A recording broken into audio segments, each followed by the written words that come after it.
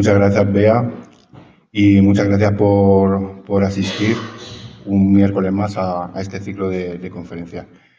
No llego a todo, ¿eh? O sea, no, sí que coordino un poco todos los proyectos, pero realmente creo que participo de facto en 3, de verdad, aportando trabajo. Pero sí que es verdad que bueno, esa cantidad de proyectos de los que voy a hablar, pues un poco en el aspecto de la gestión pasa por nuestras manos. Yo esta tarde quería hablaros, a mí me tocaba cerrar el ciclo y lo que pensé, pues más que hablar de un proyecto en concreto, pues mi idea era hablar un poco de todo, de ese presente tan estupendo que tenemos en cuanto a la investigación arqueológica en este municipio y sobre todo del futuro, de qué es lo que desde Patrimonio Cultural, desde el Ayuntamiento y desde lo que me van diciendo los equipos de investigación, hacia dónde queremos ir, ¿no? Y yo un poco voy a hacer eso. No voy a hablar en concreto ni profundamente de ningún proyecto, porque eso ya lo han hecho en muchos de los casos pues parte de esos investigadores, y en otros, pues por circunstancias no ha podido ser, pero por vista la acogida del ciclo, pues seguramente realizaremos una segunda parte del ciclo en la que hablaremos de esos proyectos que se han quedado aparcados en este grupo de yacimientos. Seguramente en los últimos meses, en los últimos años, pues habéis oído la famosa frase de Hellín: es el municipio de España que más investigaciones arqueológicas tiene. Pues eso es una frase que yo voy soltando de vez en cuando a la prensa, que como un clickbait me van cogiendo y lo van titulando, pero es una frase que puedo decir porque es verdad. Hay que decir que a día de hoy el municipio de Hellín es el municipio de España que más proyectos de investigación arqueológica tiene abiertos. En total tenemos 7 proyectos, de los cuales en los que ya se está trabajando desde hace, en algunos casos mucho tiempo, en otros menos, pero en los que ya tenemos resultados, que son pues Lomugenia, la fortaleza de Iso, los Almadenes, el castillo de Hellín, el Tolmo de Minateda, un proyecto de estudio del arte rupestre en nuestro municipio, y otro proyecto, el que habló Alberto Mingo el pasado miércoles, que es el proceso de neolitización en Hellín. Pero además de estos 7, tenemos otros 2 en ciernes, que sabemos que van a empezar justo en este 2025. Por un lado, la Villa Romana de Zama, en la que ya hemos empezado con la solicitud de permisos y a recopilar toda la información. La Villa Romana de Zama se excavó parcialmente a principios de los años 80 y estamos intentando recuperar esa documentación de aquella excavación, que es una tarea complicada porque los 2 directores de aquella intervención pues desde hace muchos años no se dedican a la arqueología, con lo cual simplemente localizarlos es complicado. Los materiales sí que están depositados en el Museo Albacete, pero no se depositaron en su momento pues toda la documentación, planimetría, fotografías y demás, y bueno, estamos tratando de conseguir eso. Si no lo conseguimos, bueno, pues empezaremos la intervención desde cero, pero bueno, hablaremos de este proyecto un poquito más adelante. Y luego, por otro lado, la necrópolis de Torruchea, en la que también es una necrópolis ibérica interesantísima, en la que se excavaron varias campañas por una cuestión urgente, porque se iba a construir en el solar donde está parte de la necrópolis una balsa de riego, y se hizo una excavación de salvamento en la que apareció una necrópolis impactante del Neolítico, de la época ibérica antigua, con unos materiales estupendos, y nunca se estudió. Han habido varias intentonas desde pues, el año 95, que fue la última campaña que se realizó aquí en Torre-Uchea. Ha habido varias personas que han empezado a hacer la tesis doctoral para estudiar los materiales y demás, pero por diferentes circunstancias esos estudios se han ido aparcando y hemos llegado a 2025 sin que esa necrópolis esté ni estudiada ni publicada. Y pues uno de los equipos que trabaja desde hace años aquí en Ellín, que es el equipo de Feliciana Sala, que excava los almadenes, pues están interesados en esa época y se han propuesto estudiar esa necrópolis y lo van a empezar a hacer este año. ¿Por qué tenemos 9 proyectos de investigación arqueológica? Pues yo creo que hay diferentes causas. En primer lugar, pues hay que destacar que desde el año 1988, pues hace ya casi 40 años, se está excavando en el Tormo de Minateda. El Tormo de Minateda ha sido no solamente pues, un yacimiento estupendo para conocer la historia del municipio, sino que ha sido una escuela de arqueología también estupenda por la que hemos pasado muchos y nos hemos formado. El Tormo es un yacimiento muy complicado de excavar, muy complicado de explicar también, pero es una escuela estupenda y aquel estudiante de arqueología que trabaja bien el Tormo, pues prácticamente se puede enfrentar a cualquier excavación arqueológica que se le presente a lo largo de su vida profesional. Pues ha sido una gran escuela, son muchos años los que, bueno, pues muchísimos arqueólogos nos hemos formado ahí y eso pues ha hecho que todos esos arqueólogos, de una manera o de otra, se hayan vinculado con el territorio. Entonces, para mucha de la gente que, aunque no viven aquí, pues como se han formado aquí y han trabajado durante muchos años aquí, pues le tienen especial querencia al territorio y cuando uno descuelga el teléfono y les dice ¿veniros allí a hacer alguna cosa? Pues normalmente la respuesta es positiva porque tienen esa vinculación sentimental o emocional con el territorio. También, aunque esté feo decirlo, pues yo creo que ha influido también la creación de un puesto de técnico de patrimonio cultural.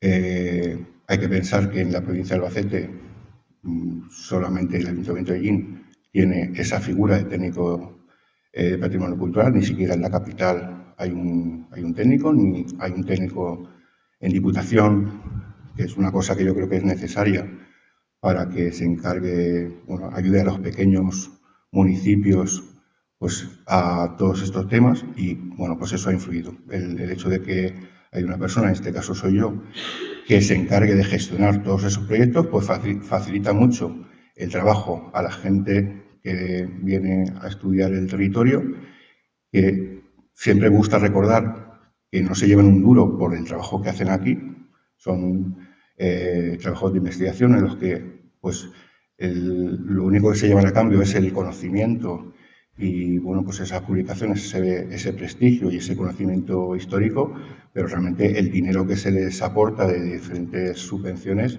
se utiliza para hacer el trabajo o para hacer la manutención de aquellos estudiantes que vienen a participar en los proyectos. Y bueno, pues también hay que destacar que desde hace unos años hay una apuesta política que empezó, pues yo creo que en torno a 2015-2016 y que, bueno, se continúa hasta ahora y sin esa apuesta política y sin ese incremento presupuestario y sin la respuesta de los ciudadanos, es decir, ver que los ciudadanos, la arqueología es un tema que les interesa, que cuando hacemos jornadas de puertas abiertas, cuando hacemos actividades, pues hay respuesta.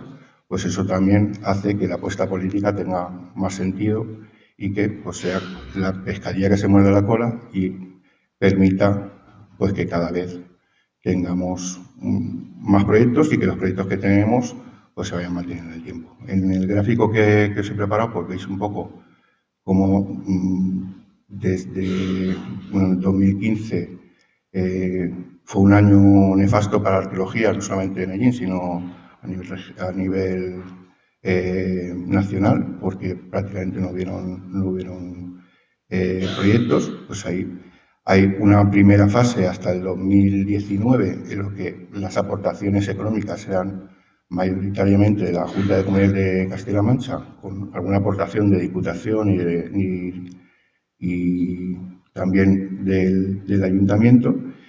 El año 2020 lo tenemos en blanco porque fue el año de la pandemia, y a partir de ese momento, pues si os fijáis, hay más aportación del Ayuntamiento que de la propia Junta. Ha bajado un poco las subvenciones de la Junta y, sin embargo, pues casi duplican las aportaciones municipales. Y eso pues ha propiciado que pasemos pues de 3 proyectos pues a los 9 que vamos a tener a final de año.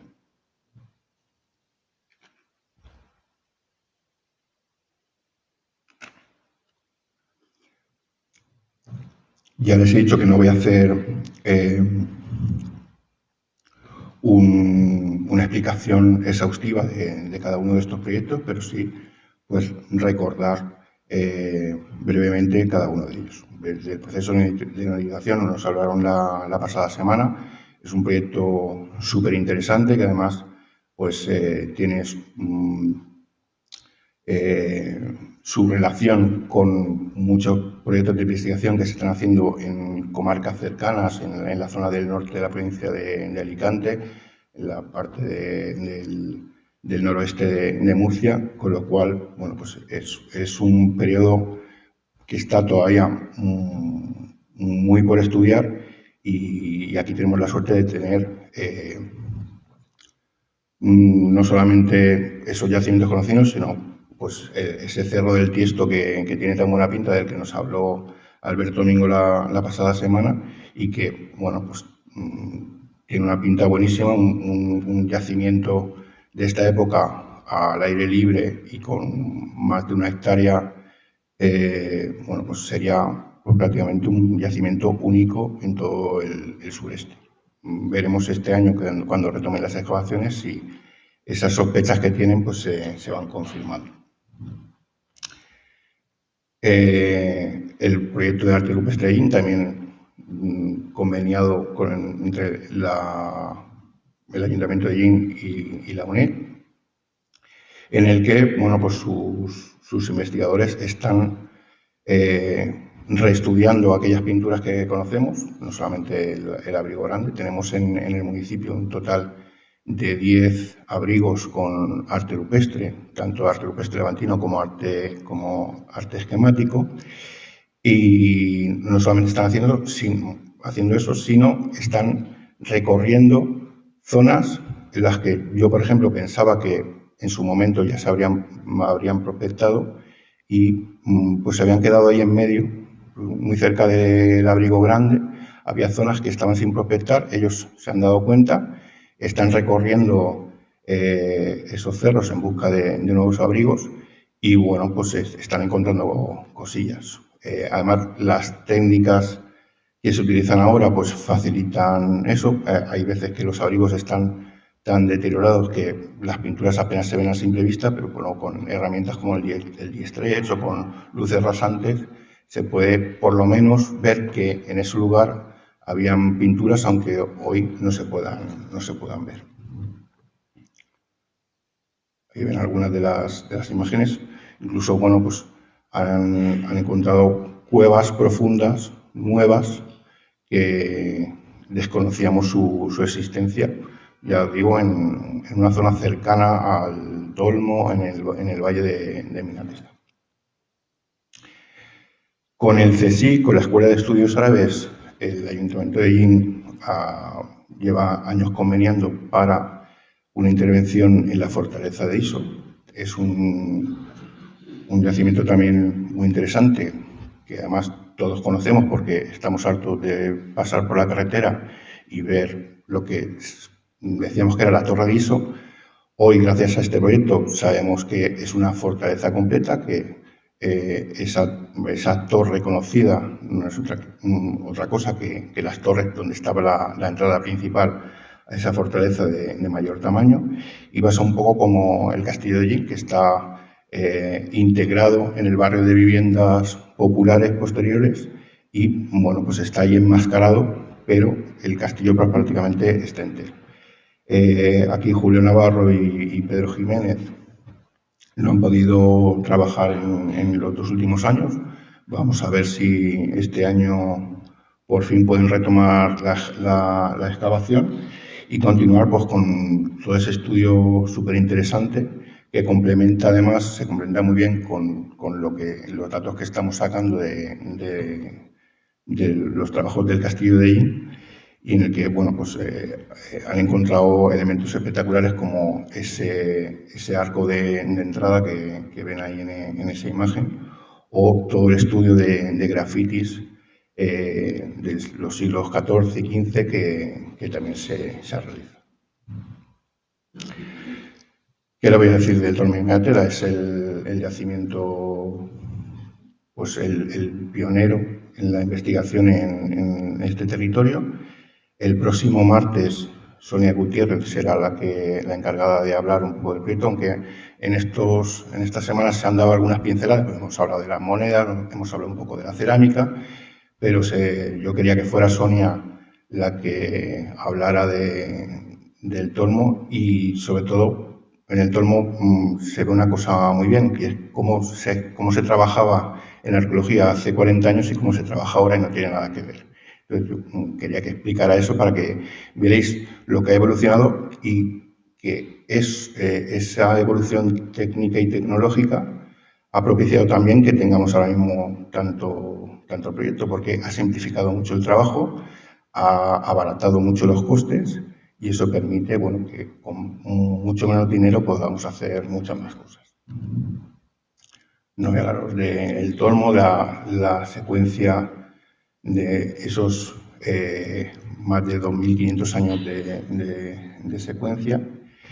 Los Almadenes es también, además de bonito, es un yacimiento que ya era interesante, pero que han hecho mucho más interesante los últimos trabajos que ha hecho el equipo de investigación, también de la Universidad de Alicante, del INAH, y en el que, bueno, pues como contaban Pascual Perdiguero y José Luis Martínez, aparte de ver parte nueva de la trama urbana y entender cómo se defendía y cómo era la muralla, bueno, pues ahora mismo, en estos días precisamente, se están haciendo las analíticas de azufre para determinar si realmente, o sea, pueden demostrar esa hipótesis con la que trabajan últimamente, que ya en el siglo VI a.C., casi en el siglo VII a.C., se están explotando las minas de azufre y se está exportando ese producto en dirección al Mediterráneo.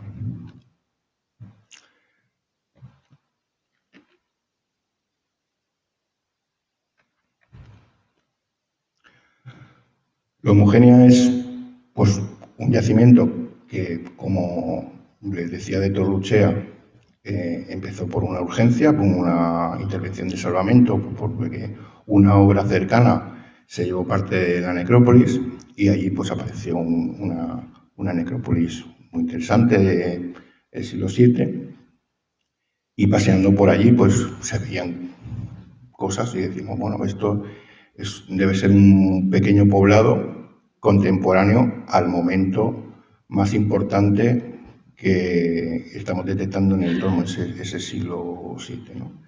Y parte del equipo del Tormo pues nos embarcamos en estudiar esa excavación de salvamento que se hizo a principios de los años 90, y empezar a excavar el poblado.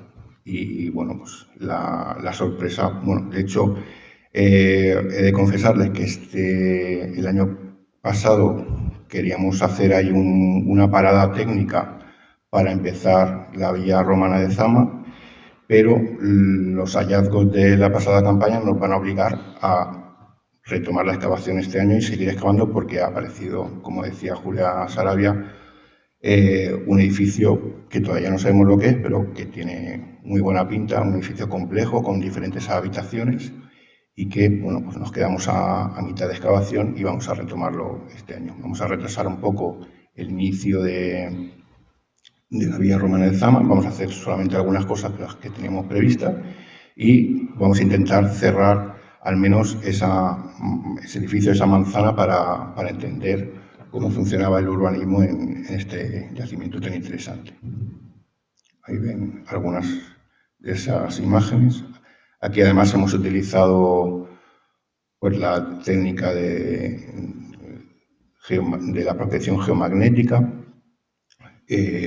primero con un carro que era horrible porque había que desbrozar todo el terreno para que pudiera pasar el carro. Ahora ya eso se ha simplificado en cuestión de 3 o 4 años. Ahora resulta que la protección geomagnética se puede hacer paseando con un palo, entonces te permite abarcar, pues en una mañana prácticamente puedes hacer una protección geomagnética de las 3,5 hectáreas que debe tener Lumugenia, cuando antes en una mañana hacíamos un carrilito de 20 metros por 1. O sea, imagínense lo que ha simplificado el trabajo. Ahora mismo, bueno, pues también hablando con Alberto Domingo la pasada semana, seguramente van a utilizar esta protección geomagnética en el Cerro del Tiesto, porque la protección geomagnética lo que hace es que lanza impulsos y lo que te va creando te va diciendo dónde hay estructuras tanto positivas como negativas, donde hay agujeros y donde hay elementos construidos. Y entonces, más o menos interpretando esos impulsos, puede generar, como ven ahí en toda esta zona de aquí, esos dibujos de colores no son otra cosa que las casas, los muros de las casas y las viviendas, o los silos, y a simple vista puedes elegir, o sea, te ayuda a elegir dónde excavar. Antes íbamos un poco más a ciegas o un poco más fiándonos de la intuición y podías tener más suerte o menos suerte, porque evidentemente en una campaña de un mes pues tienes que coger un cuadrito y a ver qué te sale.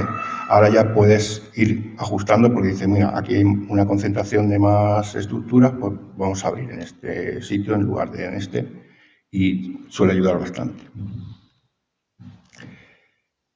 Sí que me voy a detener un pelín más en el Castillo de Jin, porque en este ciclo no hemos hablado del Castillo de Jin porque lo hicimos el año pasado, pero sí que hay alguna novedad importante que me gustaría compartir con vosotros. Como saben, en el castillo hemos intervenido los últimos 3 años. El primer año fue un poco de estudio de lo que se veía y recopilación documental. El segundo año excavamos en la zona alta y en un solar que hay a extramuros, donde limpiamos parte de la muralla y un par de torres para ver si llegábamos a niveles de cimentación y nos podía ayudar a datar el castillo. Y el año pasado pues continuamos abriendo en la zona alta. Hicimos una cata en la plaza del castillo, que fue una cata negativa. Cuando excavamos, muchas veces es tan importante que aparezcan cosas como que no aparezcan. En ese caso no aparecieron, pues ya sabemos que ahí no hay que seguir excavando. Hicimos una cata que es un pequeño esfuerzo que nos va a evitar pues un esfuerzo tonto que tendríamos que haber hecho en años posteriores.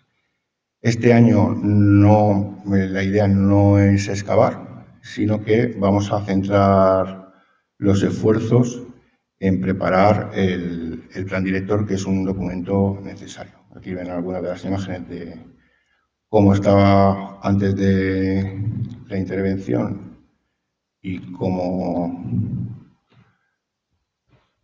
ha ido quedando.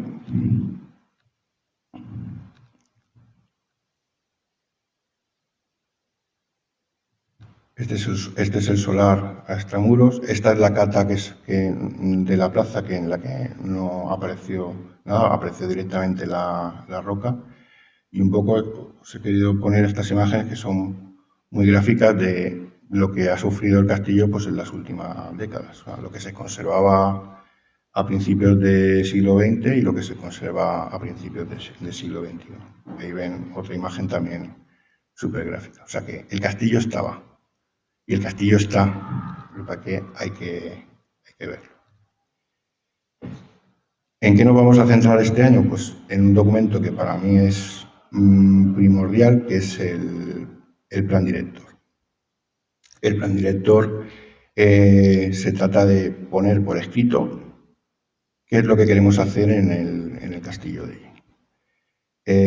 ¿Por qué? Porque entendemos que esto es un proyecto a medio o largo plazo. O sea, el Castillo de Illín no lo vamos a recuperar en 4 o 5 años, sino que esto es un proyecto a largo plazo, sobre todo porque parte del castillo está ocupado, la gente vive ahí y nuestra idea no es ir en contra de la gente que vive ahí, sino todo lo contrario, ayudarles a mejorar su calidad de vida. Nuestra idea no es echar a la gente que está ahí en el castillo, sino pues ir actuando en aquellos sitios en los que podamos.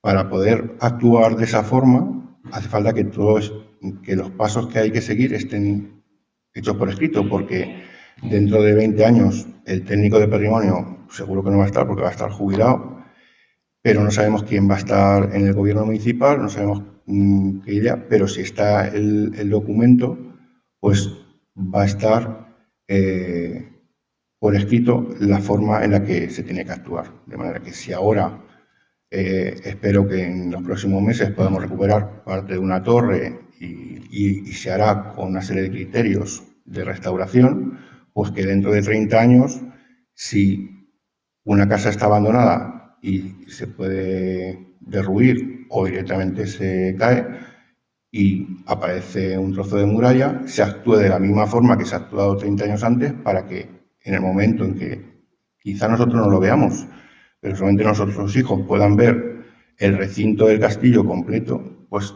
no parezca un pastiche y cada trozo esté hecho de una forma, sino que todo tenga una uniformidad. No solamente hay que poner por escrito, hacer todo el estudio histórico-arqueológico, que es lo que hemos hecho en estos años, ya lo tenemos hecho, sino que hay que hacer un plan de gestión cultural, porque estas cosas, el problema que tienen es que puede aparecer una subvención con mucho dinero para restaurar 3 torres, pero luego, ¿quién mantiene eso? ¿Qué mantenimiento hace falta? ¿Cómo se va a gestionar eso?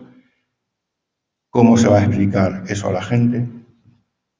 Y entonces, bueno, pues el plan director también establece ese tipo de problemática. ¿Qué es lo que estamos haciendo? Hemos empezado ya en estos meses. Bueno, pues estamos estudiando el estado de conservación, trozo por trozo del castillo, de lo que se conserva, de todo lo visible y de todo lo que nosotros, después de las excavaciones, hemos sacado a la luz. Se están haciendo unas fichas con un arquitecto y en cada tramo de muralla pues se pondrán por escrito las propuestas de actuación. Si es interesante levantar y hasta cuándo se puede levantar, si hay que reforzar por debajo porque hay veces que el tapial tiene difícil conservación y se va comiendo y hay que hacer otro tipo de actuaciones de consolidación antes de restaurar. Bueno, pues todo eso está pormenorizado. Para eso, bueno, pues hemos individualizado cada una de las parcelas y de viviendas que hay en todo el ámbito del castillo y de eso pues se ha sacado toda la información, incluso del valor catastral, esos colores que ven en la lista, bueno, pues en rojo son las casas que están totalmente en ruina, las amarillas las que tienen peligro de arruinarse, las que están en azul son las que están habitadas, con lo cual, bueno, pues en un simple vistazo podemos ver dónde podemos actuar, incluso si hubiera que hacer algún tipo de compra de las casas, bueno, pues ahí está el valor de mercado, por si hay que iniciar algún expediente de compra. Y luego, pues también tenemos ya los resultados de esa encuesta que muchos de ustedes seguramente harían hace unos meses, donde queremos saber la opinión de los ciudadanos en cuanto a en qué querían que se convirtiera el castillo. Bueno, pues hay que decir que de las casi 300 respuestas, pues el 90% están de acuerdo y diría que deseosos de que el castillo de Yin se recupere. De los dos proyectos que tenemos ahí iniciados o a punto de iniciar, aquí les he traído alguna imagen de la necrópolis de Torruchea, que ya les digo que es una necrópolis, tiene una parte de necrópolis ibérica, de ibérico antiguo, tiene alguna tumba romana y luego tiene enterramientos también de época visigoda. Torruchea, aunque parezca complicado, sería una de las necrópolis del Tolma de Minateda. Casi todo el mundo ya está de acuerdo. Al principio está un poco lejos, pero en línea recta está como a 1,8 kilómetros desde el Tormo y no sería descabellado pensar que pertenecía al Tormo. De todas formas, por la calidad de las tumbas y de los ajuares, tiene que pertenecer a una ciudad importante. O sea que la única ciudad importante en época ibérica es el Tormo, con lo cual, pues hay poca discusión. Materiales que recuperamos de Torruchea, pues todos esos ajuares de cerámica ática, cerámicas de importación, de barniz negro, ese famoso anillo que ven ahí, que es un anillo visigodo con una inscripción que pone Juan, que Dios viva en ti, en cursiva visigoda, en esos anagramas. Y luego aquí pues alguna imagen de esa excavación, de cómo estaba el lugar antes de intervenir y pues prácticamente a 20 centímetros de la superficie. Eso también influye porque es una necrópolis que se vio bastante afectada por los trabajos agrícolas a lo largo de los años. Se veían las marcas de arado, pues aparecen esas tumbas. En algunas ocasiones tumulares, con esos túmulos de adobe, con decoraciones, como ven en esta imagen, con pavimentos de conchas, por ejemplo. Son tumbas, ya digo, que no son muy normales no solamente en la provincia de Albacete, sino en todo el sureste. O sea, eso es una necrópolis de cierta entidad y vale la pena, primero, estudiar lo que se excavó y, quién sabe, si seguir excavando, porque solamente está excavada la parte de la necrópolis que estaba afectada por esa obra de construcción de la balsa. El resto no se excavó y sí hay. Pero, con buen criterio, el equipo de Feliciana Sala, pues lo que plantea es, antes de abrir, pues hay que estudiar todo lo que hay y publicar todo lo que hay desde el año 94 y 95. Y luego la Villa Romana de Zama, pues quizá lo más conocido es esta balsa espectacular de Opus Igninum, pero aquí se hizo una excavación en el año 83 y 84 de la Universidad de Barcelona. Como te decía antes, nunca se llegó a publicar y además sus excavadores, pues aprobaron posiciones y dejaron la arqueología, con lo cual pues ha sido muy difícil conseguir los resultados de aquella intervención. Conservamos algunas fotos, como veis aquí. Estas son de años posteriores, cuando se tapó. Ahora mismo todas estas excavaciones, que en el año 94-95 todavía estaban a la intemperie, lo que hicimos desde el Tormo fue tapar con manta de aceituna, volvemos a tapar para preservar los restos, porque habían estado 10 años a la intemperie, habían sufrido bastante y pues ahora, seguramente no aquí, sino en otro sitio, retomaremos la excavación. Aquí ven algunos de los materiales que proceden de aquella intervención del año 83-84. Nosotros aquí partimos de una hipótesis, que Marta creo que apuntó algo en su intervención. Aquí tenemos la zona conocida de la villa, que es donde está la balsa, y aquí, que es donde excavaron desde la Universidad de Barcelona.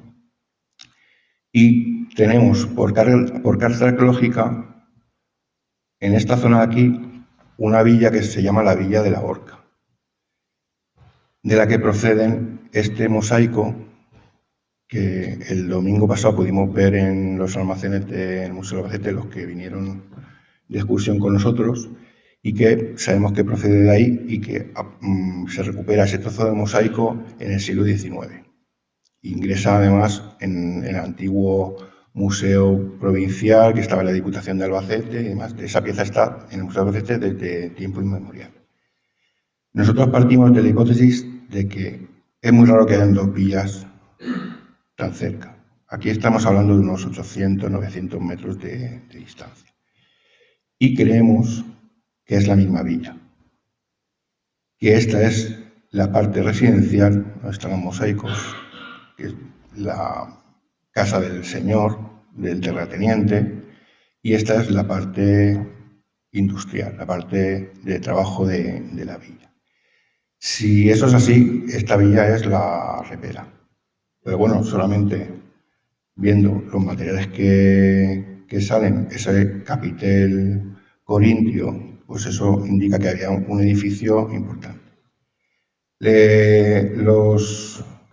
Al aparecer este capitel, los investigadores de la Universidad Autónoma de Barcelona hablaban de que había un templo y que incluso ellos pensaban que Ilunum no era el Tormes Miratea, sino era esto.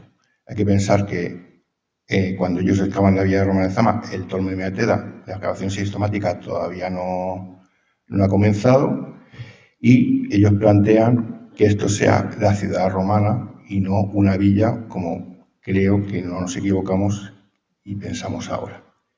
Pero bueno, habrá que ver. En cualquier caso, es un yacimiento de cierta entidad, tiene buena pinta y bueno, pues teníamos muchas ganas de meterle mano.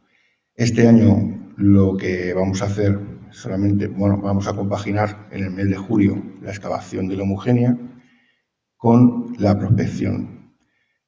Vamos a hacer prospección geomagnética y vamos a hacer prospección recogiendo materiales por todas estas parcelas para intentar determinar el ámbito exacto del yacimiento, hasta dónde se extiende y ver lo que se intuye que también aparecen materiales ibéricos y también aparecen materiales medievales.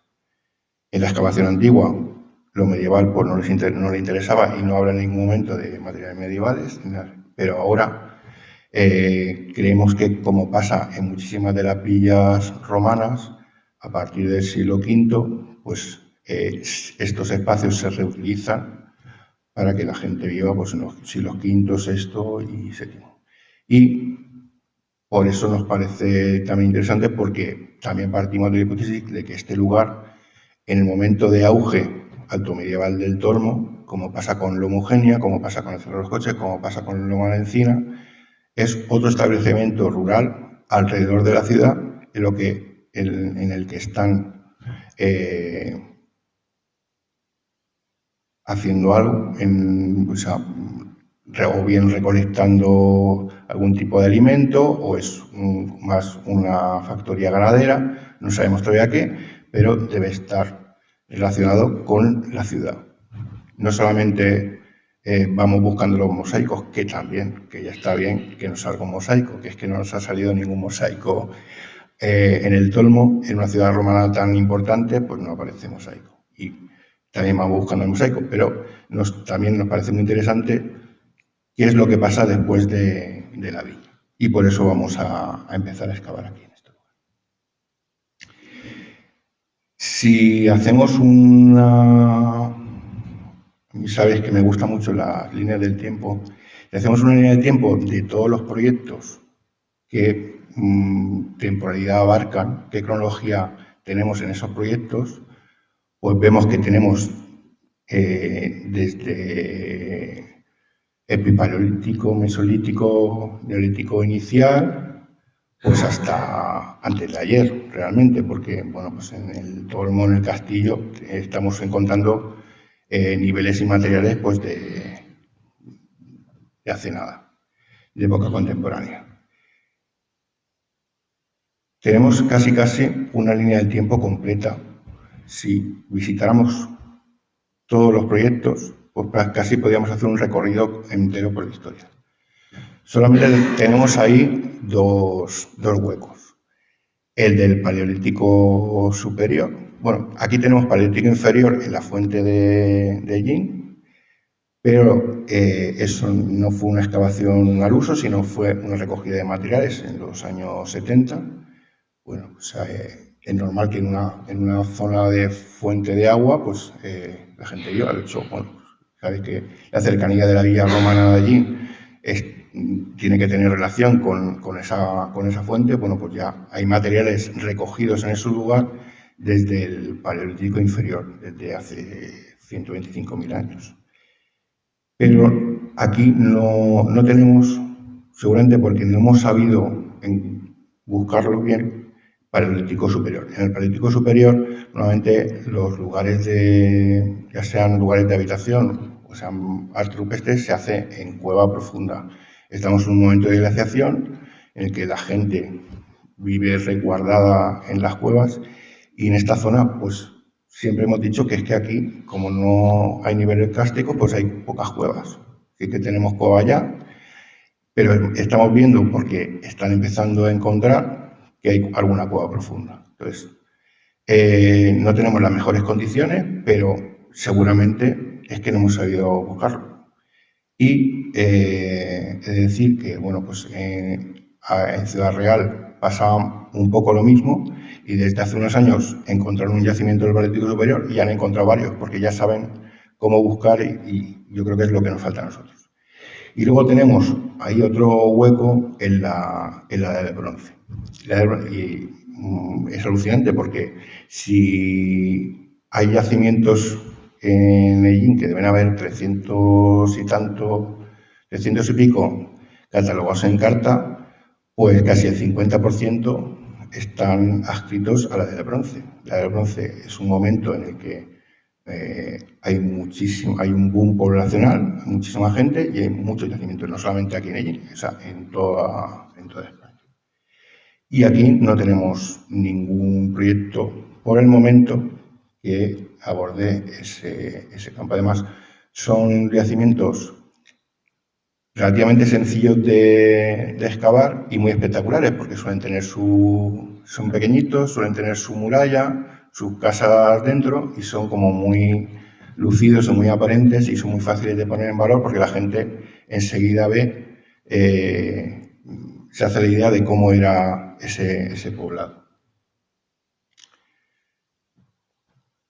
Tenemos la fuente de Iso, que Gabriel García Atienza ya habló de ella, y en el que también, bueno, pues en la intervención adelantó que estamos ahí negociando, porque la fuente de Iso, bueno, también fue una excavación de salvamento, y ahí se quedó, pero no se excavó completamente el yacimiento. Hay una parcela que es una parcela municipal cerca, que no se ha roturado tanto como las de alrededor, y pues tiene pinta de que se conserven mejor los restos. Y bueno, estamos ahí negociando tiempos para ver si rescatamos a Gabriel y se anima a excavar la fuente de Iso. La fuente de Iso, lo que pasa es que es un yacimiento que luego va a ser muy difícil de poner en valor.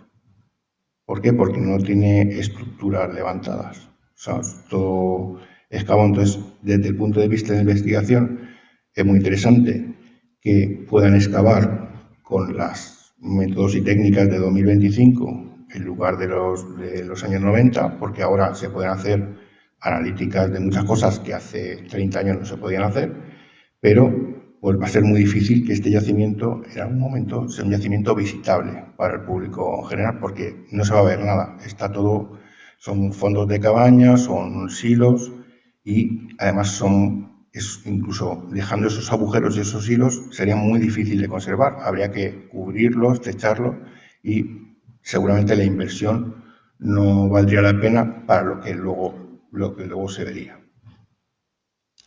Pero luego tenemos un montón de yacimientos de la Edad del Bronce. Algunos espectaculares como Cabeza Llana 1, que también está en el valle de Minateda, que es un yacimiento que ya en superficie se ve la muralla y se ven parte de las casas, como os decía, y que sería pues algo parecido a lo que nos presentaba también Gabriel, que están haciendo en Jumilla, como Gorgofiles o el Cerro del Tío Pimentón, que está excavando Javier Jover, que es profesor también de Prehistoria de la Universidad de Alicante, y en el que, bueno, ya tengo que adelantaros que estoy en plenas negociaciones para que venga bien Cabeza Llana, bien algún otro yacimiento, pudiera empezar a excavar y tener algo de la Edad del Bronce.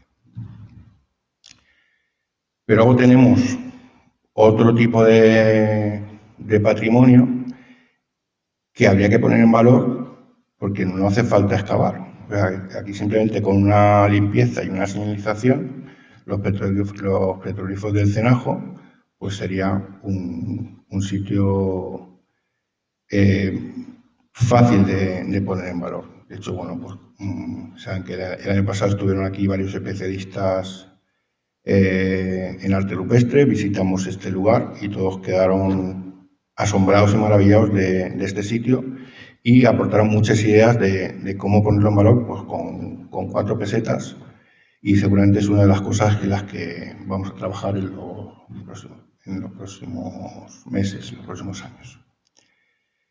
Otro sitio en el que sería fácil trabajar, el Cerro del Lagarto. El Cerro del Lagarto es uno de los pequeños tolmos que están justo enfrente del tolmo y en el que sabemos que hay un edificio que no sabemos lo que es, pero que curiosamente tiene planta de cruz, en forma de cruz, o sea que más o menos sabemos lo que es, y alrededor una necrópolis de época visigoda. Creemos que es una pequeña iglesia visigoda con una necrópolis a santos alrededor.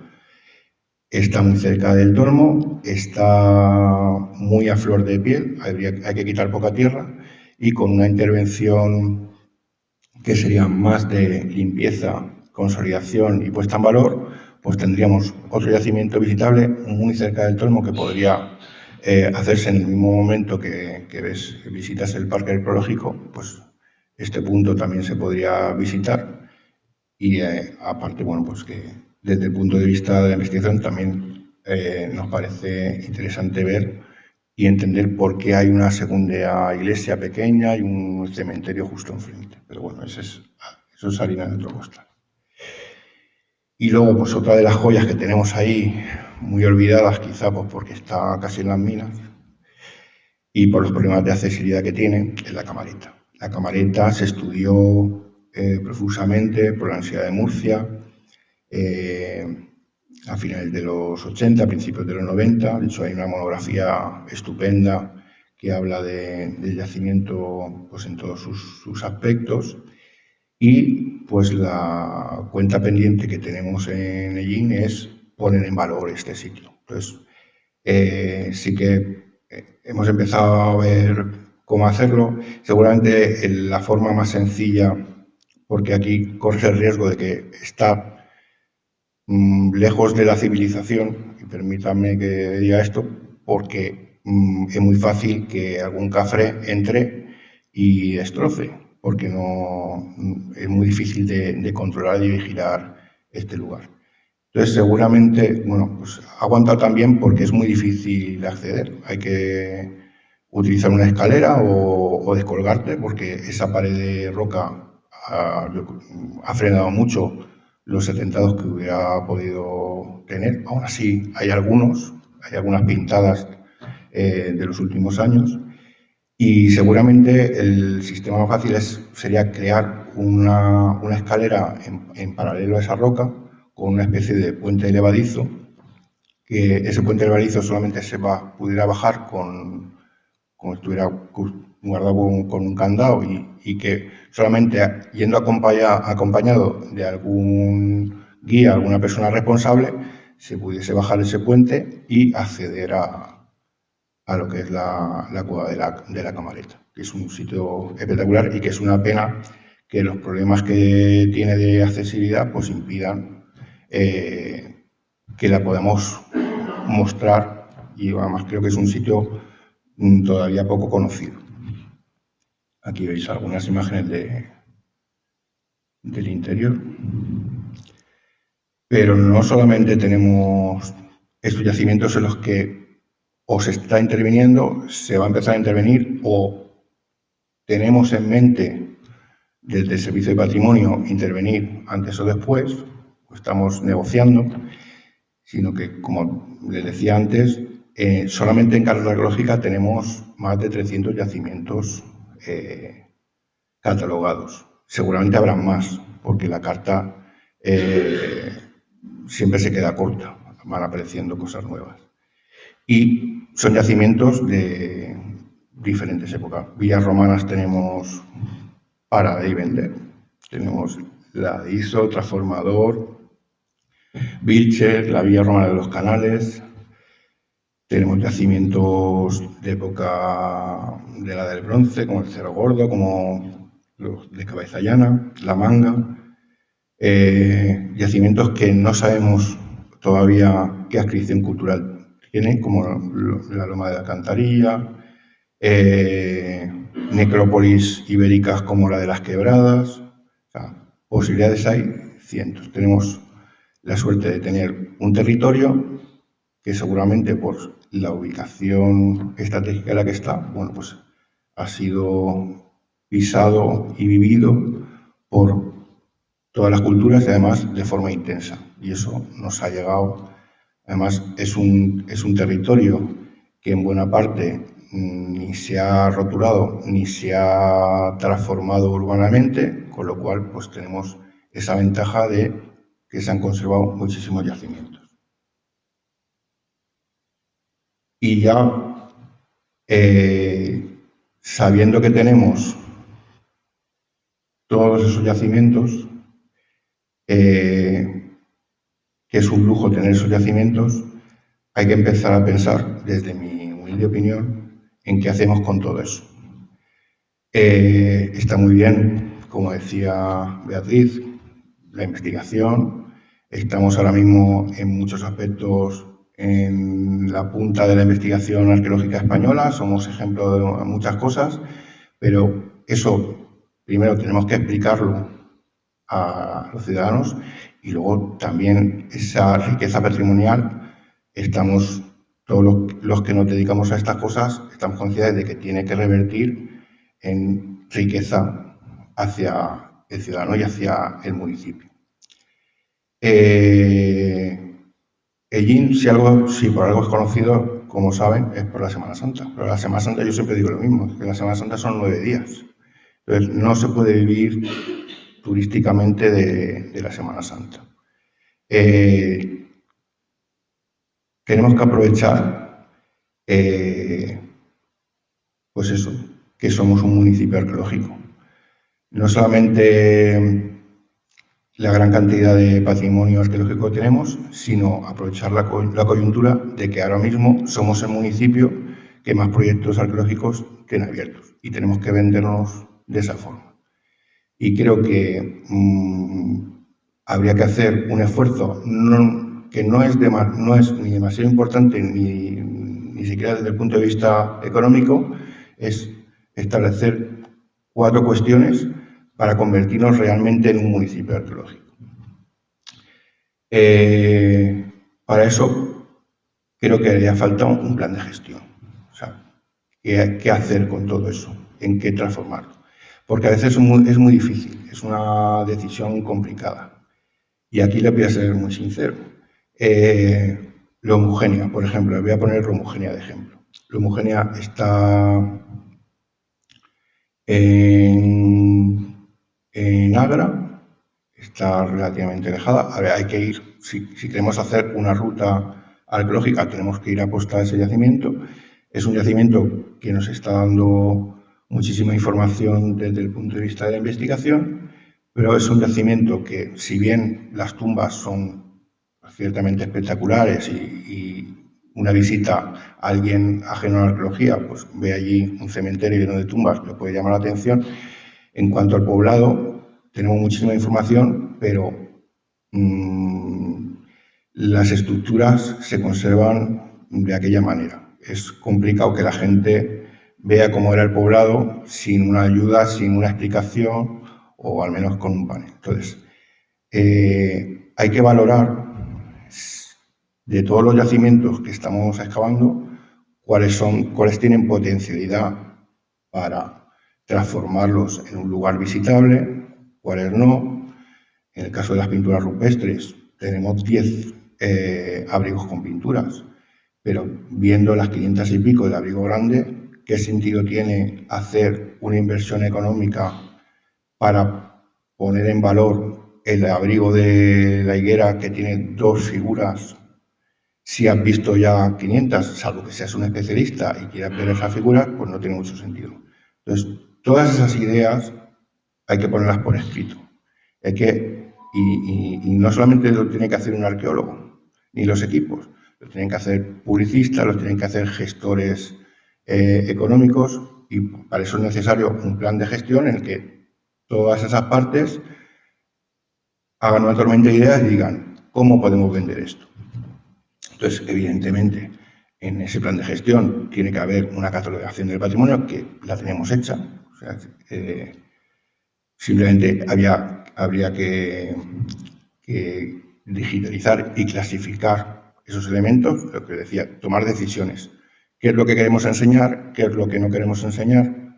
¿Qué tiene problemas para enseñarlo? A veces tenemos que lidiar con las propiedades particulares, no tenemos un camino de servidumbre, no podemos enseñar un yacimiento en el que el propietario no nos permite entrar por el camino para visitarlo. Pues todo eso tiene que estar aquí recogido. Hay que consolidar y fomentar los proyectos de investigación con esos convenios, y me parece súper importante crear un instituto de estudios arqueológicos. Cuando digo instituto de estudios arqueológicos, digo un lugar para trabajar.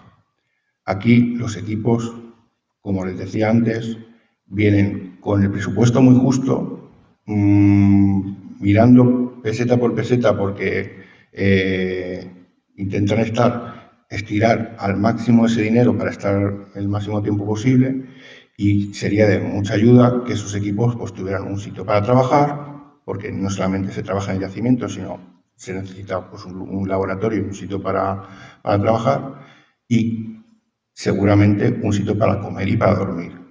Si tuviéramos, aprovechando pues alguna de las infraestructuras que yo tengo en mente, pero no voy a decir aquí, para que esos estudiantes pudieran dormir y pudieran comer y cenar, pues el dinero que gastamos en una campaña de un mes, pues podríamos estirarla a 3 o 4 meses sin ningún problema. Y eso me parece importante, y sería aprovechando las cosas que tenemos. Hay que seguir excavando, pero hay que acondicionar aquello que tenemos excavado y dejarlo a la vista.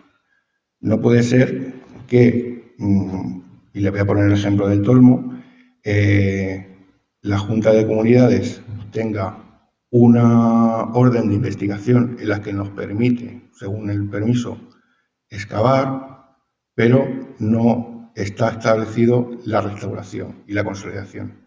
¿Eso a qué nos obliga? Pues que por responsabilidad, cuando terminamos de excavar, tenemos que tapar. No podemos dejar las cosas a intemperie. Entonces, hay que ver, una vez excavado, qué hacemos con esos restos. Si van a ser visitables, hay que consolidarlos y, sobre todo, mantenerlos. Entonces, hace falta poner en el plan cómo se van a mantener esos yacimientos. Tiene una buena imagen ir a un yacimiento, ya hablo de cualquier sitio de España o de Italia, y verlo lleno de hierba. O sea, y de la hierba tan alta que no te deja ver los muros. Eso pasa en muchísimos sitios, porque una vez excavado, ahí todo el mundo se olvida, se queda como un solar abandonado, hay un panel que normalmente está quemado por el sol y que se lee regular, y luego un solar lleno de basura, porque la gente además tira basura y de hierba. Y eso, para tener eso, es mejor no tener nada.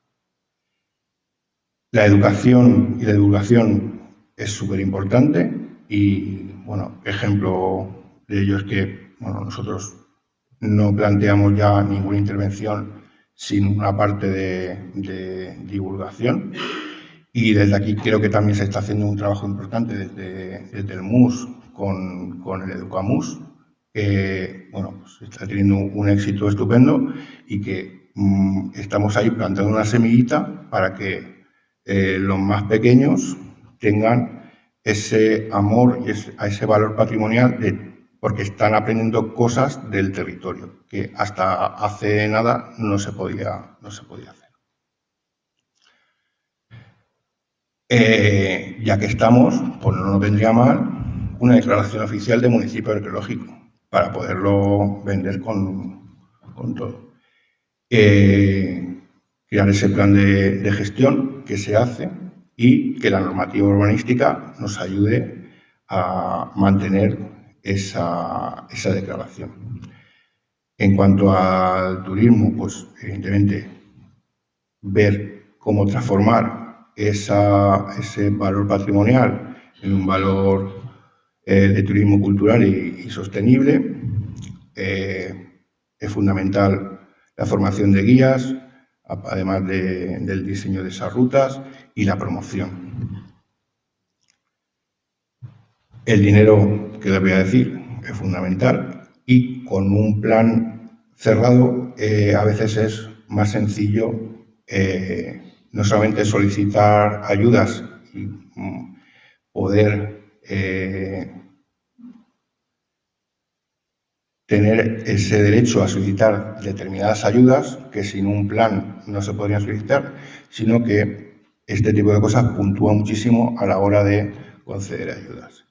Y luego también que se impliquen las empresas con mecenazgos. Y bueno, pues en yacimientos además que están afectados o somos vecinos justo de una empresa importante, pues sería cuestión de empezar a llamar puertas y que, bueno, pues a cambio de cierta publicidad, pues empiecen a aportar.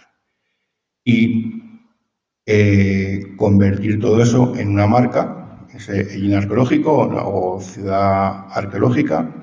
Eso ya los especialistas en publicidad tendrán que ver cuál es la mejor marca y venderlo desde su punto de vista. Intentar atraer a la gente en un entorno rural con algo que nos distinga del resto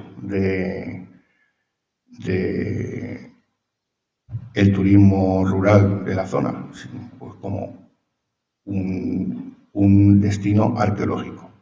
Yo creo que tenemos todas las bases para hacerlo, que tenemos buena parte del camino ya recorrido y que solamente nos falta pues, creérnoslo y dar algunas pinceladas para que Ellín se convierta realmente en una ciudad arqueológica.